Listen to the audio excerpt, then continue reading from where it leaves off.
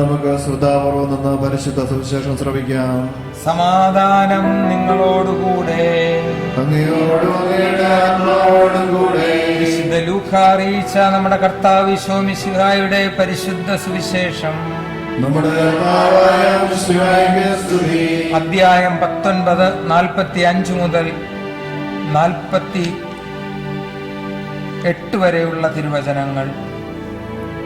ദേവാലയ ശുദ്ധീകരണം. അനന്തരം ഈശോ ദേവാലയത്തിൽ പ്രവേശിച്ച് അവിടെ കച്ചവടം നടത്തിക്കൊണ്ടിരുന്നവരെ പുറത്താക്കാൻ തുടങ്ങി. ഈശോ അവരോട് പറഞ്ഞു, എന്റെ ആലയം പ്രാർത്ഥനാലയം എന്ന് എഴുതപ്പെട്ടിരിക്കുന്നു.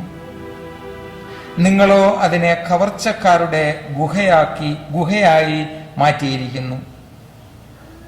ഈശോ ദിവസവും ദേവാലയത്തിൽ പഠിപ്പിച്ചിരുന്നു. പുരോഹിത പ്രമുഖന്മാരും നിയമജ്ഞരും ജനപ്രമാണികളും ഈശോയെ നശിപ്പിക്കുവാൻ മാർഗം അന്വേഷിച്ചുകൊണ്ടിരുന്നു.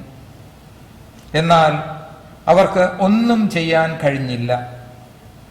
കാരണം ജനങ്ങളെല്ലാം ഈശോയുടെ വാക്കുകളിൽ മുഴുകി ഈശോയെ വിട്ടുപോകാതെ നിന്നു. നമ്മുടെ കർത്താവായ മിശിഹായിക്ക് സ്തുതി.